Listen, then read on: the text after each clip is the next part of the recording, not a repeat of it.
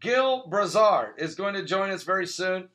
An extremely talented man who has a fresh new revelation for us, some new information, I should say, that he is going to share with us today. We're going to ask him about that missing asteroid. Where did it go, Gill? Where did it go? Did it even ever exist?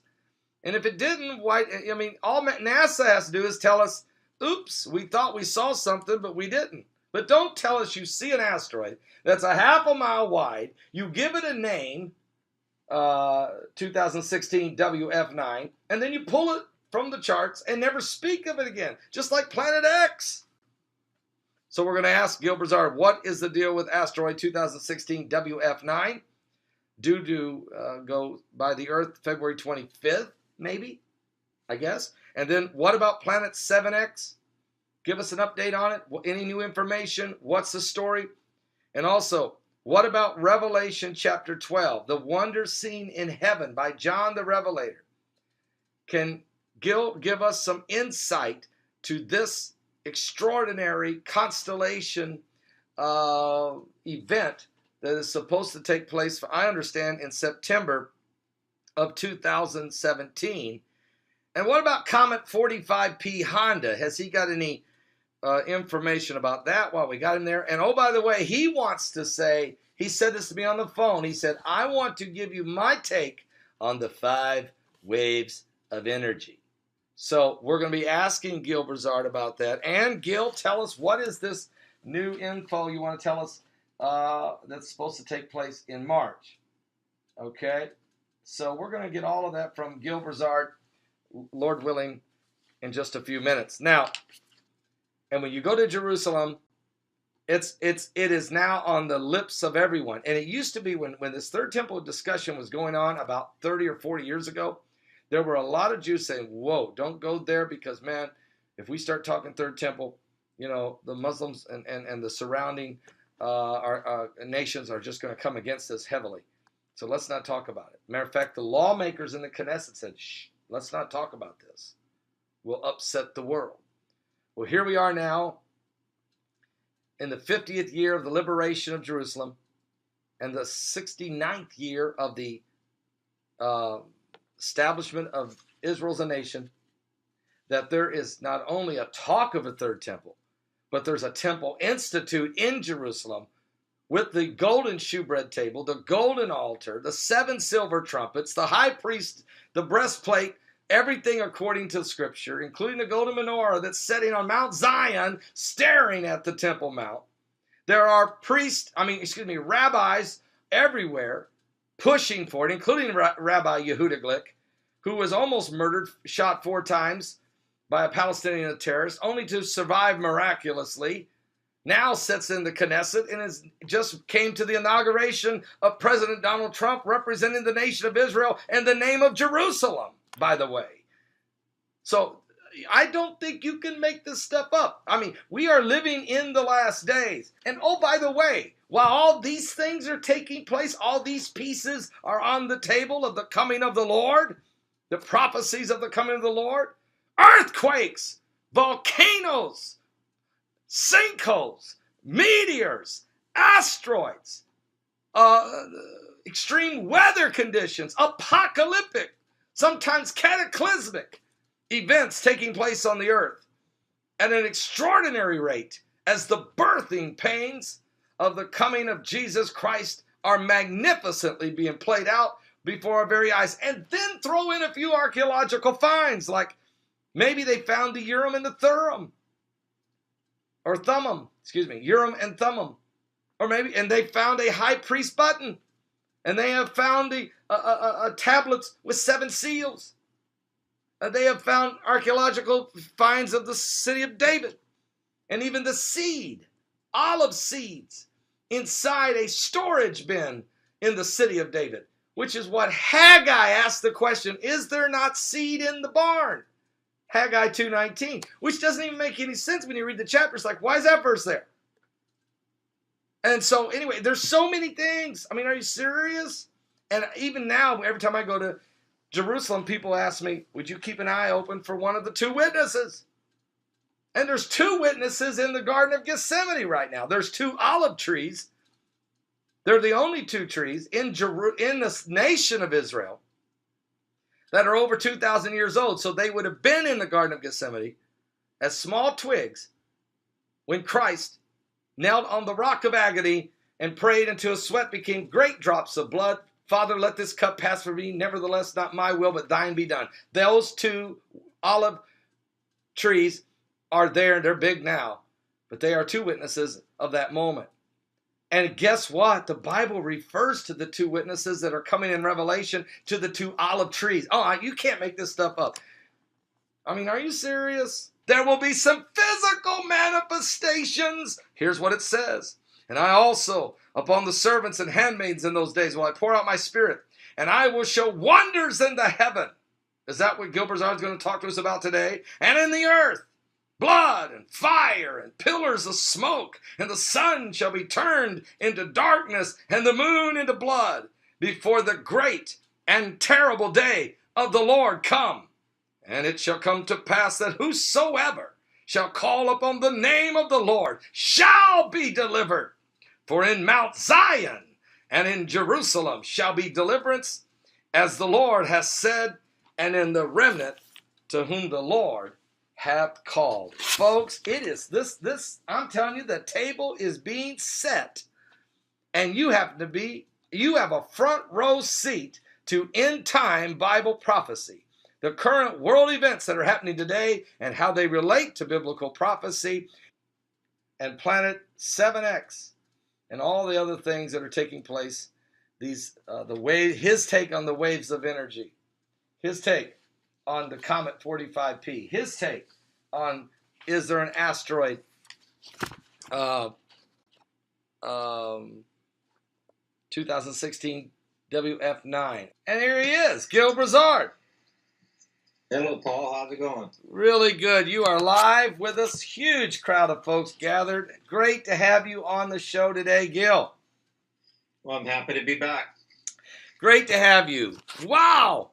Everything's going on like you wouldn't believe, Gill. And, there's so much happening around the world with different events.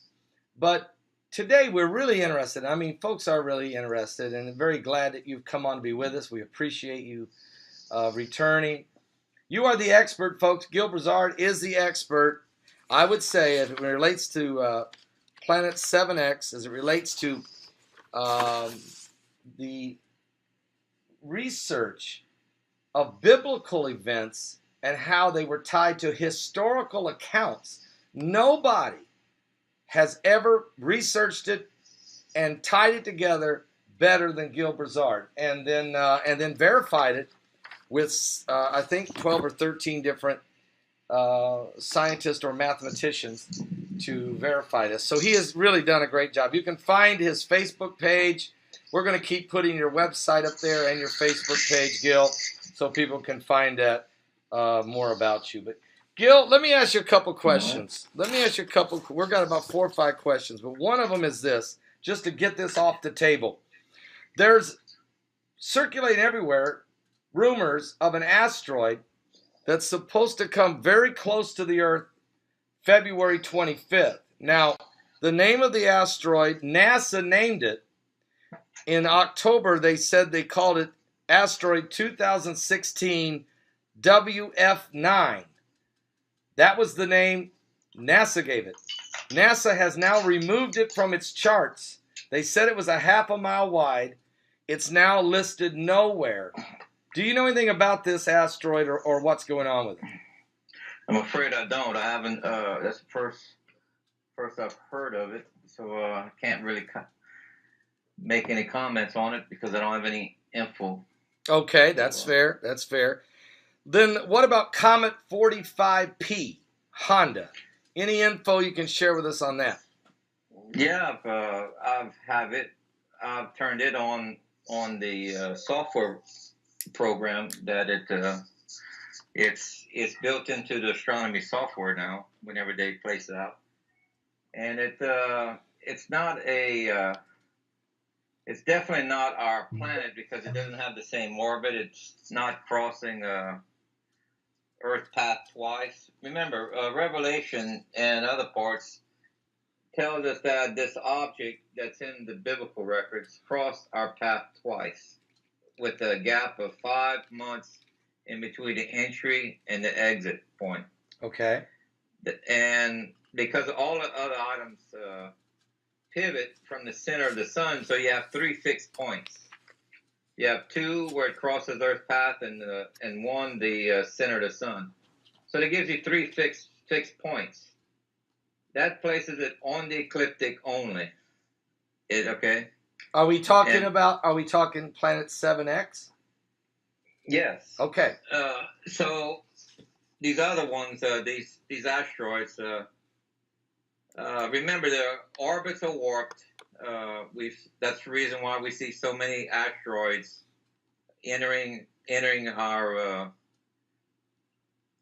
atmosphere, and also the reason why NASA is so worried, because our planet 7X is warping the orbits of comets. We have scientific studies going back almost 7 to 10 years from the UK as well as the US that it proves out that the orbits of our comets are warped by unknown gravity.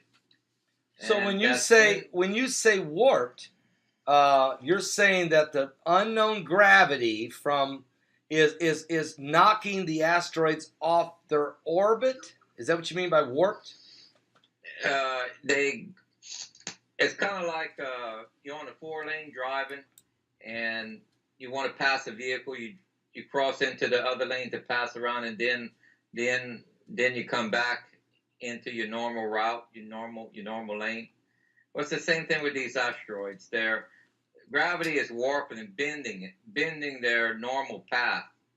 Okay. Wow. And so and that can be calculated and seen through instruments we see in space, and from 2 scientific reports we have.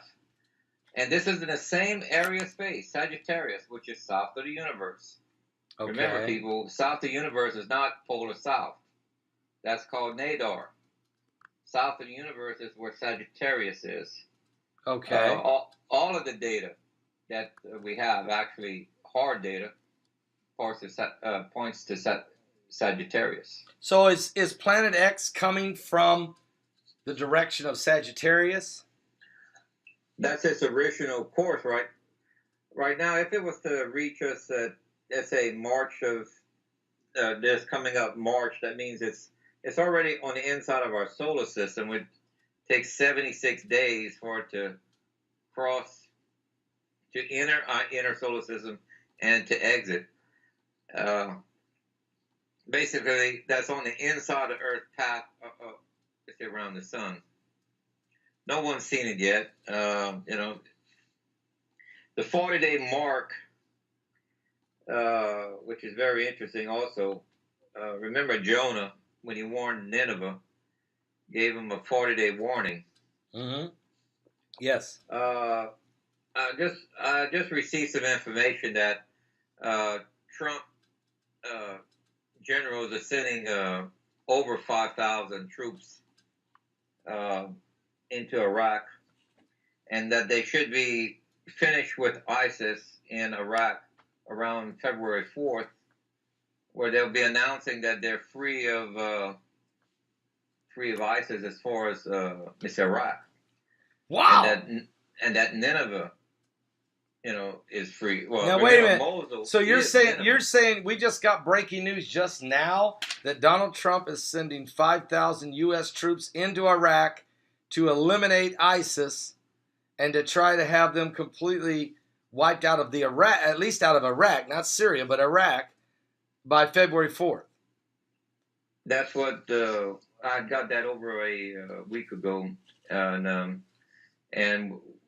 it's in the paper that he sent 5. I've heard over that number. They're leaving Kuwait. They drove across the country and they're helping them, and they should be finished fairly quick. And then after that, they'll probably go into Syria and finish up ISIS. All right. So we'll just keep that information and watch that close. I do know personally, we know from our online church, I can just say we've had a lot of mothers contact us and ladies saying, pray for my sons and pray for my husbands. They've been sent to Kuwait.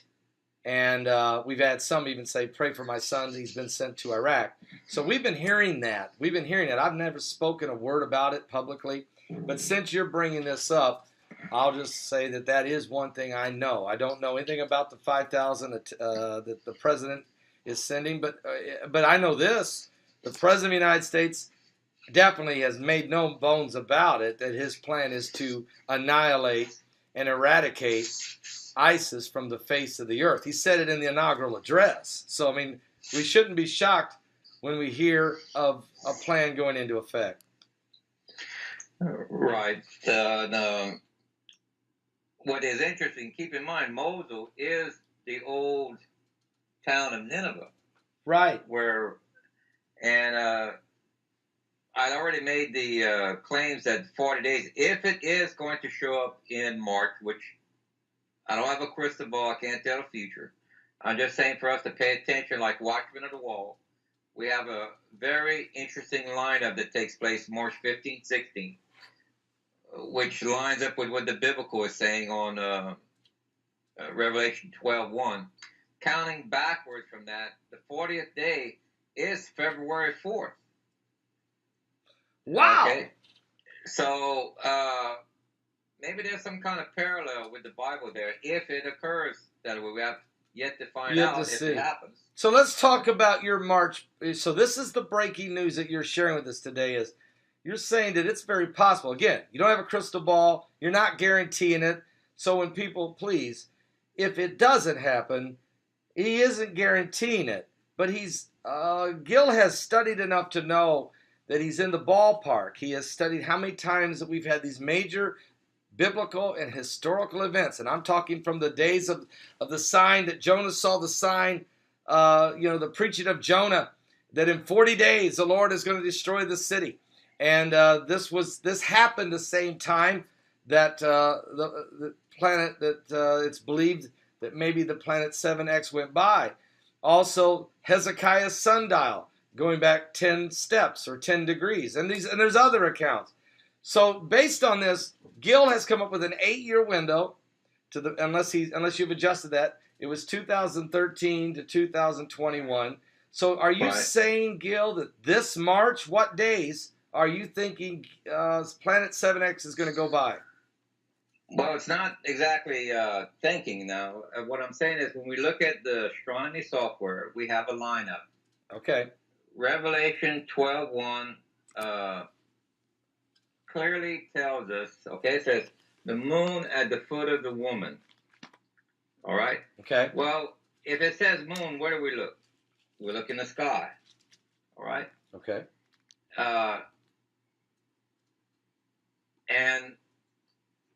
And the woman it's talking about is Virgo. Well, when we take a look at the software, we know that Elijah is supposed to come back around Passover or on Passover. That's usually either March or April even. Okay.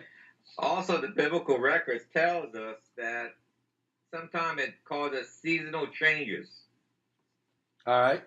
It causes either severe droughts or early winter or late winter, something like that. Our seasons end up being changed because of this. Extreme weather conditions, changing almost like seasons. The other day, it was 64 degrees here in mid-January. It felt like mid-May. I mean, it literally looked like mid-May. It felt like mid-May. I'm thinking, wow, is there something going on here? Right. Today, where I'm at 75 degrees over here, So the AC's coming on. Yeah. And it's middle of winter. So we definitely have changing parts of our weather and seasonal changes globally. So are you saying that this one, let me just read a little bit of it. It's Revelation 12. the Bible says, and there appeared a great wonder in heaven, being with child cried, travailing in birth, and pain to be delivered. And there appeared another wonder in heaven, and behold, a great red dragon, having 7 heads and 10 horns, and 7 crowns upon his heads, and his tail drew the third part of the stars of heaven, and did cast them to the earth. And the dragon stood before the woman, which was ready to be delivered, for to devour her child as soon as it was born. Are you saying that this wonder in heaven is about to happen in March of this year? What I am saying is that we have a lineup that we need to pay attention to. Okay. If it does happen, then we are awake. We're not asleep.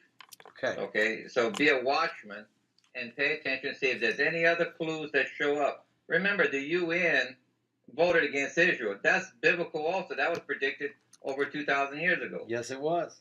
All right. So that happened just a few months ago. 2017 could be a very interesting year, starting again with this lineup. The word dragon in there was a common word used throughout time representing a comet. Okay? Okay. If you read closer, it says Virgo is the only constellation illuminated there. All right? Okay. The word Helios in Greek can mean multiple items. It can be a sun, it could be a comet, it could be a star, it could be anything that's illuminated. Okay. That's okay. what the word actually means. Illuminated. Okay. I got it. So you have, and she's pregnant. Well, the king planet was the same planet or star, if you wish, because from Earth it appears as a star. Was the same star that showed up for the birth of Yeshua. Well, March 15, 16, it's in the belly of Virgo. The star. Yes, exactly. Basically at her belly button where she would be pregnant. Ready to be delivered. Okay. Right. And so the Bible talks about also that daylight is made into night and night into daylight. Well, that's not an eclipse. Eclipse cannot bring you light into the night part of the sky. That is a 12-hour delay it's talking about. For midnight to be noon and noon into midnight, that's a 12-hour delay.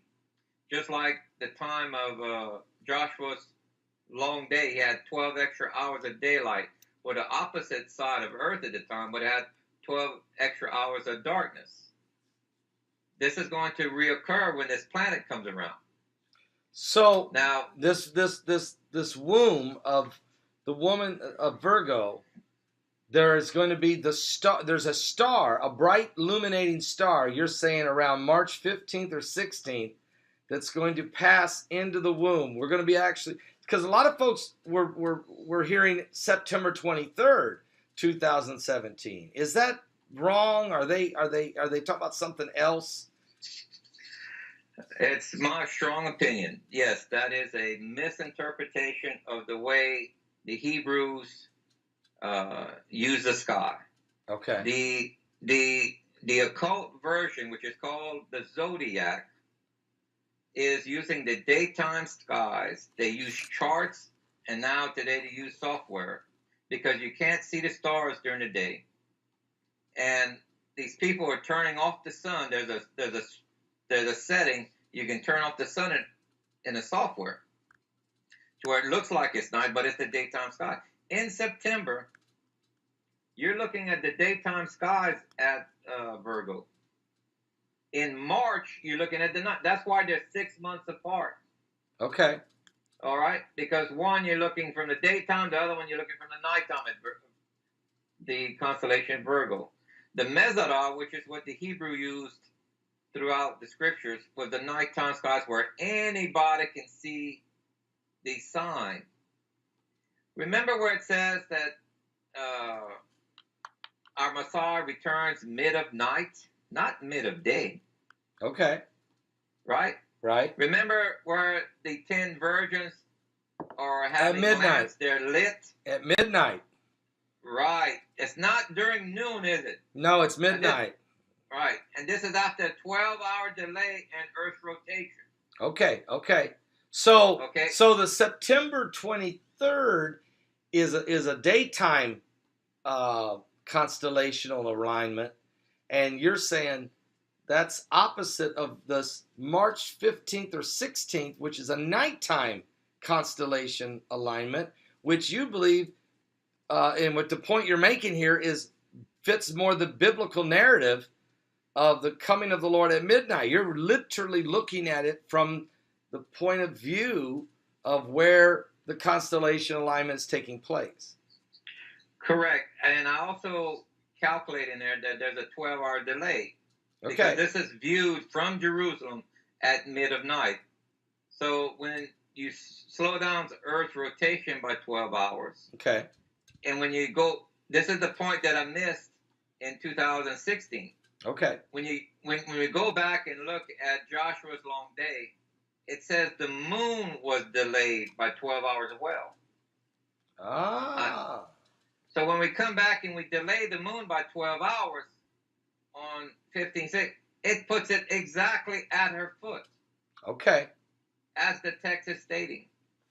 So now, you're saying the Revelation 12 wonder in heaven, that a lot of folks think it's in September. You're saying, hold on a minute. In reality, it's really going to happen in March, and that there's also something coming into the womb that's going to be illuminated. And you're saying it's a star. Do you know what it is? I mean, have you identified it? Is it a comet? Is it? No, it's Jupiter. It's Jupiter. It's the king planet. It's Jupiter. The king Okay. planet moves into the belly of Virgo. Okay. And that we know is going to happen. That is absolutely a fact, folks. It's going to happen. Yes. She is giving birth to a king. I got it. That's why it's the king planet. Okay. And read the text carefully. It says only Virgo is illuminated. You can't do that with the sun, but you can do it with a comet's tail, because the tail points opposite of the sun, and the software model shows us that only Virgo is illuminated.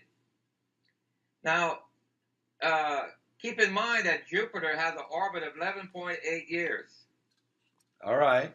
It will not come back into Virgo's belly till another 11.8 years. Now, how do we make that line up with the Hebrew counting method? All right. Help me on that. They have 7 years, every 7th year is a Sabbath year, and every 50th year is a Jubilee. That's right. Well, this is when he picks up his bride, and the bridemaid brings him to a place of safety in the wilderness, where they prepare for a wedding and train. They have to be, they have to learn a song before entering. They have to learn. So that takes 3.5 years while they're in the wilderness, being trained or learning what they need to do for the wedding, which is 3.5 years later. Remember, Elijah and Moses show up at Passover alive again. We're going to see some real people. They are prophesying for 1,260 days. Then they're dead. Then they raise from the dead. Right. That's when the second taking away happens. But this one is to heaven. It said the dead are first, then the living. I hear you. That's exactly what it says, folks. And you can be anywhere in the world, and you're going to heaven. That's the second. But the first one is defined completely different. We read it carefully. You say the first taking away says a remnant. That's not everybody. You have to be in Jerusalem because you're following a mekrah. A mekrah in Hebrew means dry rehearsal. You're required to be in Jerusalem. That's why this sign is mid of night from the point of view of Jerusalem. Remember, the Messiah comes mid of night. He shows up in Jerusalem. Absolutely. Where does Elijah show up 3.5 days earlier than that? He shows up at Passover. Now, how did they know 2,000 years ago that this sign in heaven which could land on any day as long as the stars are lining up. How did they know that this was exactly 3.5 days after Passover? Because 3.5 days prior to this is a full moon. Okay, how did they know this? So you're saying this, and I haven't looked to see, I just haven't looked. I don't have the calendar in front of me. Passover this year is what? Might be early. It might be early. Because that depends on the moon. We have to have 2 witnesses, and we have to have 2 priests have to look up and say, yep, there it is, full moon. And so once that, am I right? Well, also with this, it takes, you have to have the right barley. The barley has to be, it's called the barley.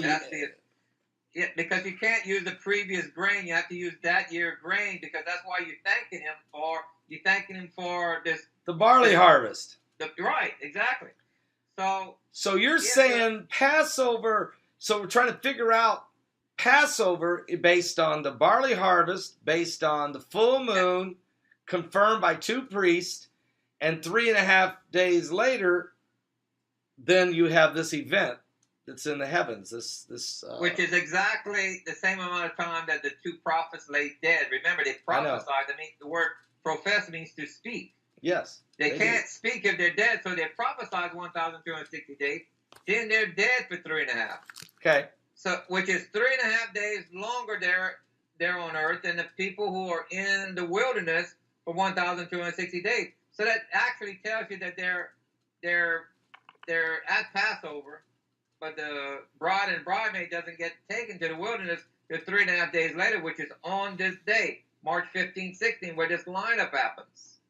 So the lineup that we're reading here, this wonder in heaven that John the Revelator, a 94-year-old apostle, exiled on the Isle of Patmos up the coast of Greece, is getting this revelation from Jesus Christ, and he sees a wonder in heaven.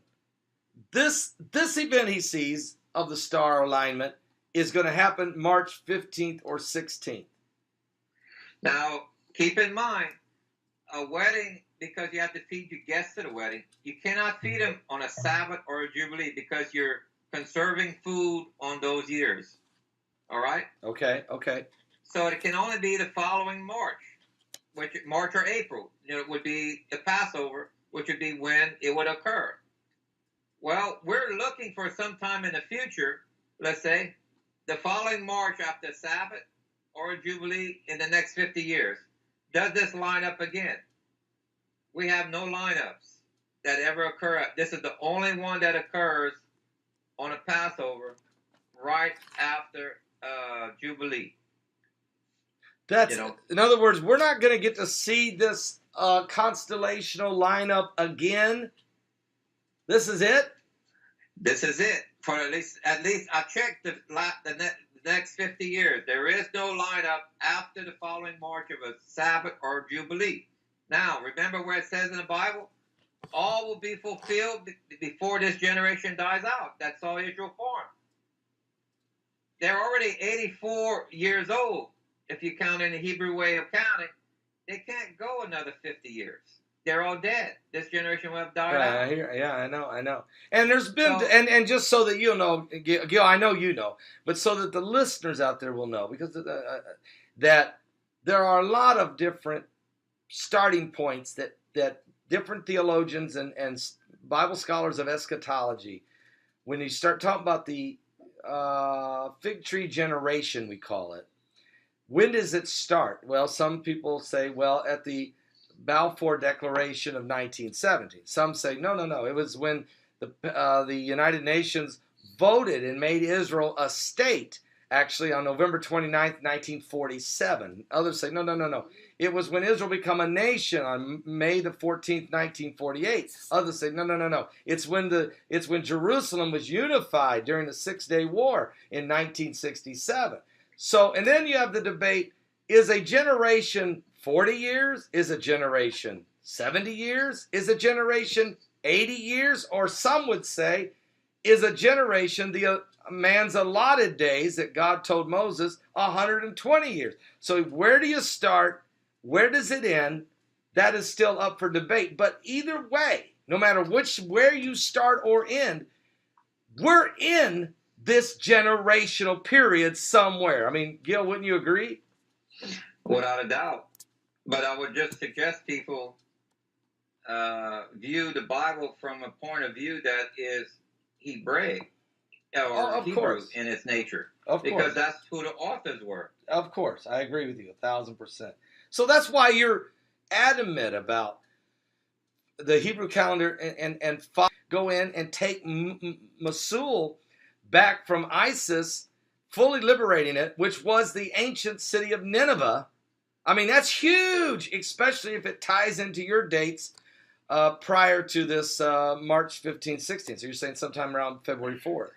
Well, unless we get the reason why the timing is not pulled out of nowhere, we're using this mark in the sky.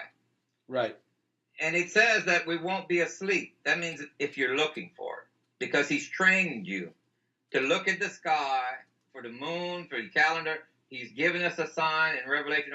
He's trained us. That's what McRaws are and everything. They're dry rehearsals, and he's telling us how to tell the calendar. He didn't say look at the Gregorian calendar. No. It wasn't even there yet. No. He uses the skies. So he gets you used to looking at the skies for signs. Okay. And since I cannot tell the future, I can only say it greatly concerns me. Pay attention to what's happening on the news and pay attention to what's happening in the skies. These next, until March 15th. If we don't see anything, then I don't see any other signs that would line up that would match the biblical record. And unless this event that we're looking at, this wonder in the heavens, even though it would be let's say happening, what will take place during that, unless we're missing something that needs to happen yet, and that this is just the wonder in heaven during this fig tree generation. I mean, you have to know that, you know it's not going to line up. These stars won't line up like this again. That you know. Yeah, I think that there's a parallel to something that he said. He said for a wicked and adulterous generation, there'll be one sign, the sign of Jonah. Yeah. I think that we do have a world that's wicked and adulterous, and if this is a double innuendo, that because there's two signs for Jonah. One was the whale, the other one was not. I think both the pages of Jonah are pertaining to the return of the Messiah. The first one was when he was going to be resurrected. Yep. And the second one about the 40 days is an indication, was the warning to the wicked also, that this is going to be coming next. Now, if we're right, then that means we're only going to have a short warning. Right. Well, go ahead. Otherwise, telescopes would have given us advance warning of 16 years from the edge of our solar system. And I'm talking about amateur astronomers been able to warn us 16 years ahead of time. Okay. But we know it's close because the orbits of comets are warped, our seasons are changed, our magnetic north is moving at 12 times its normal rate. The tilt of the Earth has another 4 degrees tilt to it because it wobbles. Yeah, okay? It does. Yep. All these changes are not done by cars warming up the atmosphere. It doesn't affect the sun. The sun is acting extremely strange. Right. You are right. All the planets are warming up. Yes, you are right. And the orbits of normal asteroids are being warped, and now they're crossing Earth's path, and that's why we're seeing more and more meteors entering our atmosphere, because they are perturbed. They're being warped. Disturbed from the normal path. So you're saying, and you know what? This is fascinating, folks. Seriously. Because Gill is bringing forth everything that we're already hearing. We're hearing of the magnetosphere being moved. And Gill, I don't know if you've seen BP Earthwatch's video where it literally shows an incredible movement in the magnetosphere. We also Dutch Sense, who captured it also. And now there's even some international organizations that have confirmed this. And Mike from around the world also talks about the waves of energy. So I want to ask you, what is your take? We'll come back to this March 5th. Write it down, folks. March 15th and 16th. Can we, before I ask you about waves of energy, can we be able to look up in the heavens and see this constellation of wonder in the heavens? Can we look up there and see it on March 15th or 16th? Yes, at midnight. At midnight. It'll be right in the center of the skies looking south. Okay. Then at midnight, which time? Jerusalem midnight? Where? Well, remember, if this planet approaches, we will, about 3.5 days earlier than that, we'll see it? Earth is too close to the plasma tail. They'll have to turn off the generators globally. So Passover is going to be held with oil lamps and candles because there will be no power that night. So the world is not going to be there will be no TV crews or radio crews announcing Elijah and Moses has arrived in Jerusalem. This is going to be a private meeting because there won't be power on the earth. They're going to have to shut down the power plant because Earth is too close to the plasma tail. It's like an EMP wave. So you're saying there's going to be a global mass blackout, not because of mankind, but because of the plasma tail will be just too close. It will affect us. Right. For about 3 days, we'll have that. Wow! And oh, by the way, folks, we've had 3 days of darkness before. It was one of the plagues of Egypt. We've had this before. And okay. All right. So all right. Now let me ask you a question. Let's hold that for a moment. Let's just put that right there. I want to welcome all of you that are here. This is Gill Broussard, an astronomer. If you're watching at my website, my son keeps putting his website up on the screen. His Facebook page. He also has a DVD out, folks. Is that your website where that's available, Gill? I think it's planetx.org or something. .net. Okay. Planet X. No, it's planet7x.net. Sorry. Planet7x.net. You can go there, and he has a DVD. It's an excellent film they put together. That's where you could purchase that if you wanted to watch that from home and get a whole. He's got all the charts and graphs. All this stuff is available. Check out his website, planet7x.net. Now, also, folks, Gill is from Louisiana. He's from Louisiana, and he really has dedicated his life to trying to help understand the signs in the heavens. And the Bible says that men's hearts would fail them, Gill, for fear, for looking after those things that are coming on the earth. So I want to ask you about the 5 waves of energy that Mike from around the world has introduced to us really about 4 to 5 years ago. What is your take on the 5 waves of energy? Well, I have a different take than what they. I read the articles where they said that quadruple exploded in light years away, and this is the energy that's finally reaching us, hitting Earth. That's NASA. That's what NASA sa's. Yeah, I'm not buying that. Okay. Okay. If it would be 50 million light years away, it would be a hell lot bigger than quadruple super. It'd be like 1,000 times greater. Okay. You'd have a nice star in the sky, like some sort of nebula, that would be extremely huge. Which to me it's just mission impossible because the light and the plasma would dissipate by the time it reached here. If we talk about a distance of 50 million light years away, and I have something that's quite a little bit more simpler and probably more practical. I promise. If a person uses something that's called Occam's razor, when you have 2 different opinions and one is simpler than the other, go go with the simpler. Well, when you're talking to Pastor Paul Begley, please go simpler, okay? Because stay simple, all right? We have a model. We have the orbital path. Okay. We have also a given date in Revelation 12:1. Yes. Okay. The orbital path was given to us by the Asian astronomers, the Chinese, Korean, and Japanese, because they saw it for 26 months. They documented it. And each kingdom had at least 10 astronomers working for the royal houses. So that's at least 30 astronomers that saw it for the Asians. Now that was China, Japan, and what's the other one? Korea. Okay. And when we plotted the information, I was the first to plot the information. Yes, you were. It gave us an orbit with an entry and exit of about roughly 150 to 152 days separation.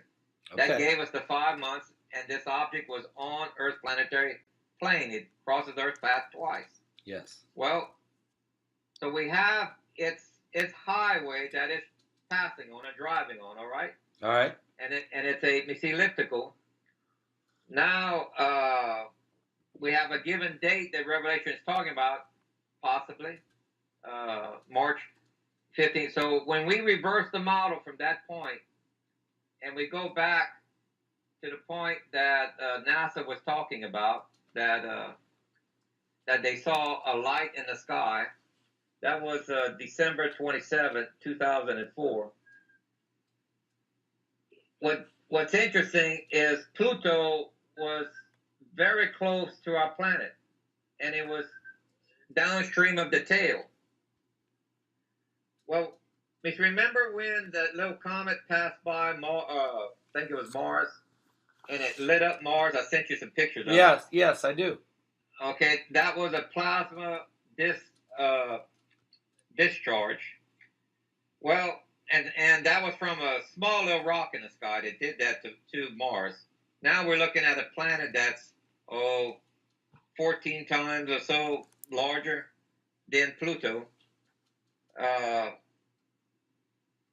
I think there was a discharge against Pluto of massive proportions. Wow. And that flash radiated towards this Earth. And what's interesting, the position of Earth in December were the moon, because it said it bounced off the moon, hitting our atmosphere, lighting us up at night. That's exactly what you see in the model. You have an exact replication of what they're talking about. So do you know that when you just said that this event happened December 27th, 2004, you do know that the day before that, December 26, 2004, is the mega earthquake of 9.1 or 9.2 in Indonesia that brought a tsunami that killed 250,000 people. Did this event bring that earthquake and tsunami? It's possible. I can't rule it out, but that's fascinating. You're going to have different waves of energy, different types of energy. Okay. So, and it will affect the Earth in different ways. Okay. Now, some of this energy went further out into space, and because of the Voyager and the Pioneer probes, we know that space gets thicker after a certain area. So these waves, when it hits space that's thicker, would have focused back towards the sun. It's like hitting a parabolic mirror, kind of. It would have focused it back towards the sun, because Earth is kind of like in a fish. Consider it in a sphere, like a fish bowl, that we have these multiple thick layers of space. Well, as these layers are hitting these thicker layers, they're bouncing back and they're focused back to the sun. And that's what we're receiving right now. These extra 5 energy waves are coming back at us from that, coming back to the focal point. So when Mike from around the world talks about the 5 waves of energy, and I know you've heard that, and he says it is from Planet X. Now that took me 4 years to get him to confirm that. But he says, yes, it is from Planet X. And he talks of Planet X as a binary system, okay? Is he, are we still talking about the same thing, or it's just a different verbiage? What is your take on it? My information disproves that this is linked to a binary because its orbital distance that it goes out only 360 years. It's not far enough to pick up to circle a secondary sun like a binary star. So its orbit is entirely too short for that as far as the distance. Okay. Now, even Asian astronomers shows us that it's a simple elliptic path, just like an asteroid or a comet. All right. Okay. Otherwise, you'd have like a warped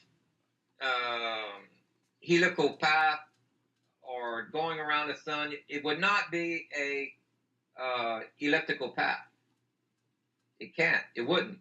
So we have just a simple item here. It's a very large comet/planet, if you want to call it that. Because I think it would have to be a whole new category.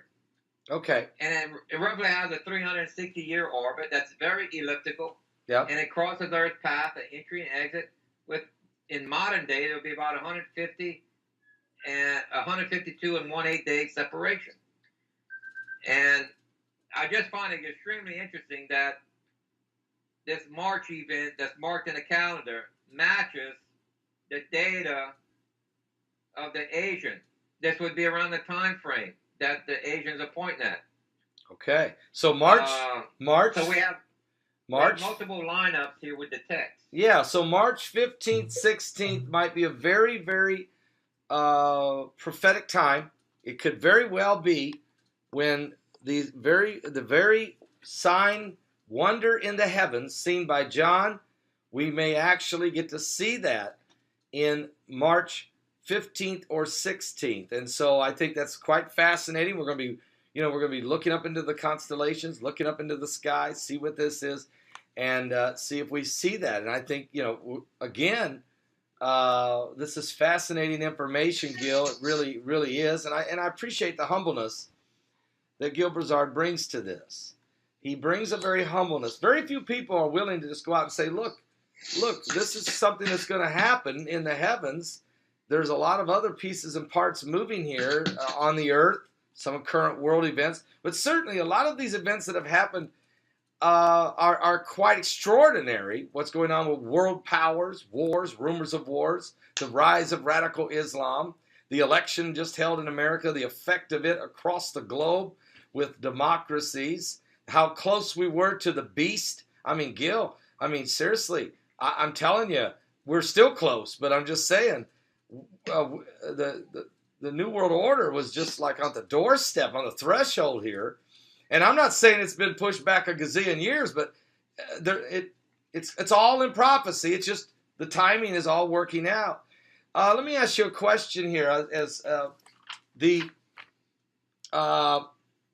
When we look at the asteroids, you're saying the asteroids are being warped.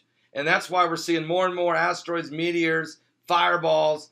But what about the pressure from the waves of energy? The pressure affecting earthquakes and volcanoes. What is your take on that? Well, it's a similar pressure, just like the sun when it pulsates plasma out and it affects us. These waves would have the same effect. Okay. Right? Because they're plasma.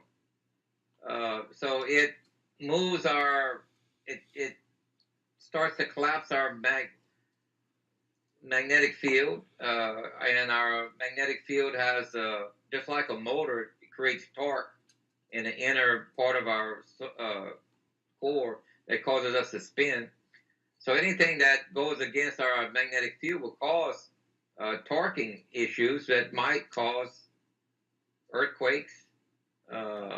Does CERN play any role in this? Does CERN got any effect with anything that's going on, especially with the magnetosphere? I have no idea. I'm not really too concerned about CERN at all. It's in its own little realm. I think that they created CERN to look for a new particle that they could make a weapon to help destroy incoming meteors. Because a nuclear weapon, if you have large meteors, a nuclear weapon is not strong enough. Wow. It doesn't have, so they would need something that would have capabilities of something in the magnitudes of thousands of times larger than what a nuclear weapon could do today. You know, Anthony Patch. Anthony That's Patch. what I think they were doing. Yeah, Anthony Patch said that is definitely part of it, to create a weapon that's even greater than the nuclear power.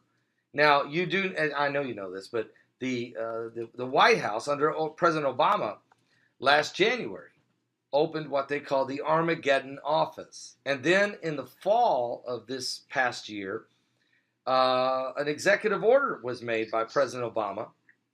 And that executive order was to prepare in case of a space weather event, that the President of the United States would have full authority and power to confiscate food, water, shelter, bunkers, anything and everything they would need through FEMA and Department of Homeland Security. This was a very broad brush executive order, and he starts talking about space weather event. So do you think, and then I've heard Vladimir Putin said we should be turning our nukes and rockets and weapons toward the heavens to shoot down incoming asteroids. So are we going to see an increase in asteroid activity, and are we going to see a deep impact? We've already seen a large increase in asteroids coming in. Will that trend continue? That just depends if there's asteroids in the area that would fulfill that. There's a high probability because the orbits are warped. What used to miss Earth is now crossing Earth's path. And if Earth is in that area when it's crossing, then yes, we're going to have some. Could they be large? Yes. Some of them are very large. Whether or not they will hit us, I can't give any conclusive.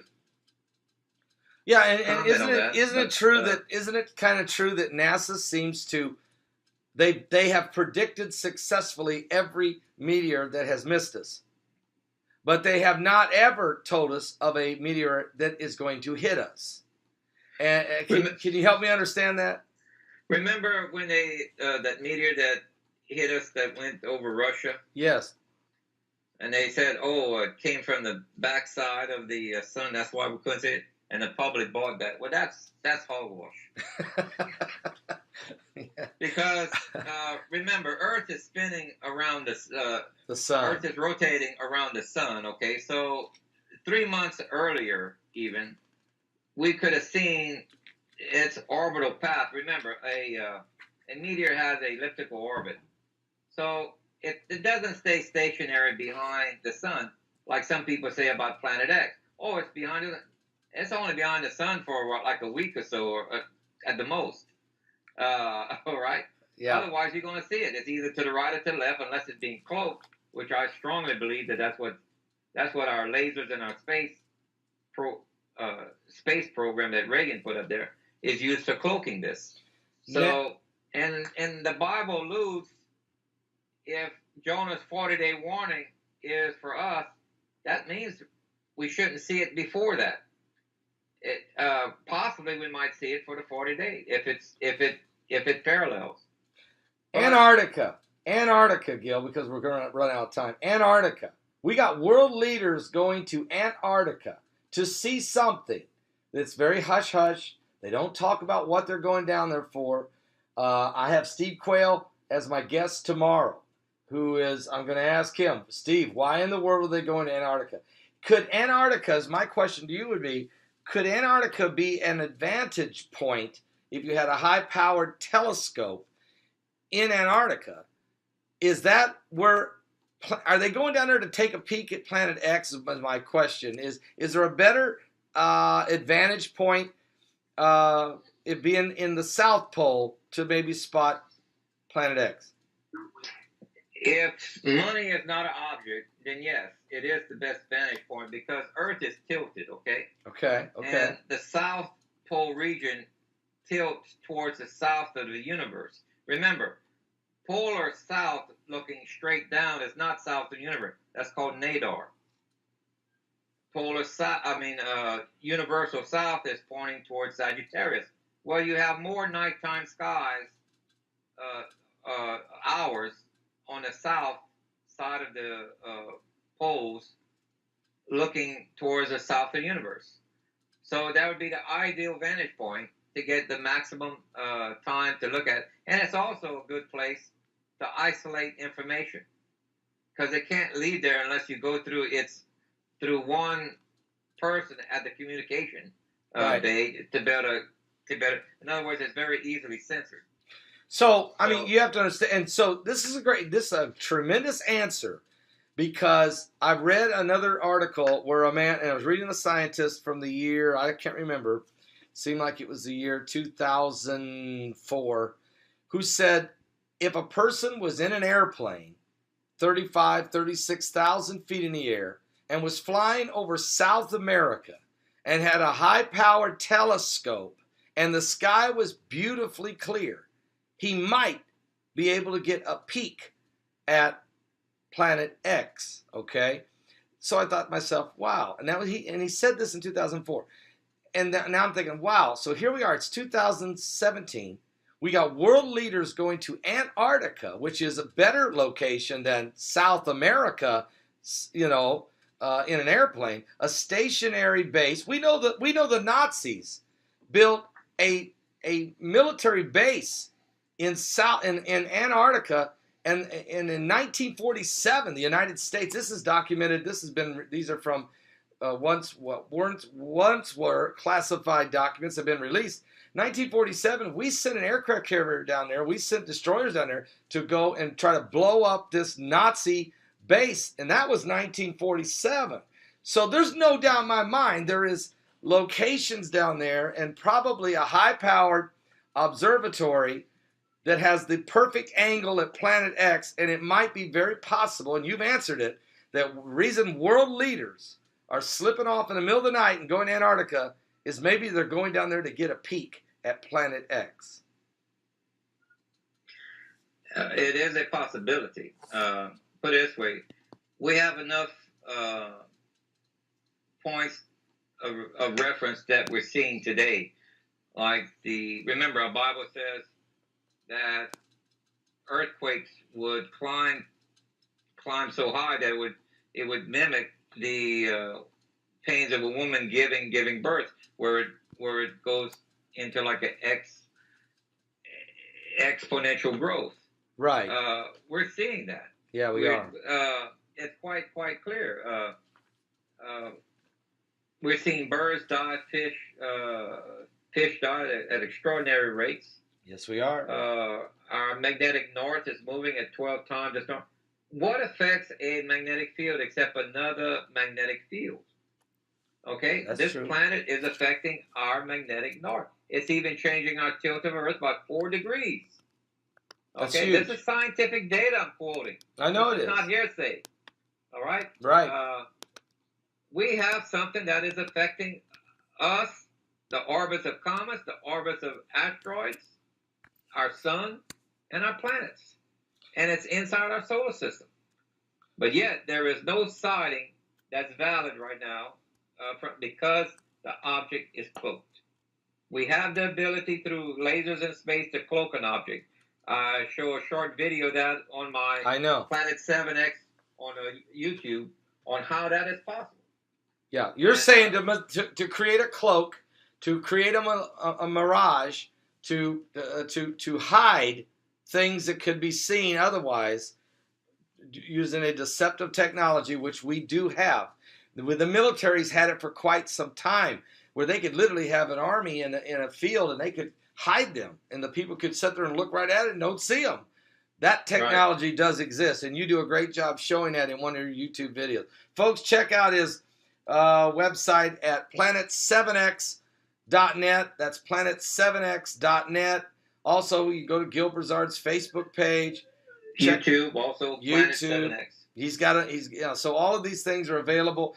Gill, I'm going to have to ask you. You've got to come back right before March 15th or 16th, or on March 15th or something, to give us some kind of idea of what we might be getting ready to see. I'd like to put that invitation out there to you. Okay, that'd be great. You can I might be in Jerusalem. That's all. Well, if you are, we'll still get you on through Skype. Okay, I'll have Heidi arrange that. So yes, we would love to get you might have a front row seat on this, and so we'd like to find out what it is the wonder that's in heaven that was spoken of by John the Revelator as he received the revelation in Revelation chapter 12. Wow. I mean, this is exciting times. There's no question about it. And Gill, I want to thank you for coming on and being our guest today. I mean, this was really informative. And again, folks, Gill Broussard is the leading expert when it comes to Planet X and how it ties biblically and historically to the events that have been taking place on the earth. Gill, I appreciate it very much. Well, thank you, Paul, and thank you, wife Heidi, for the emails, and it's a pleasure. I'll see you later. All right. Bye-bye. Bye-bye.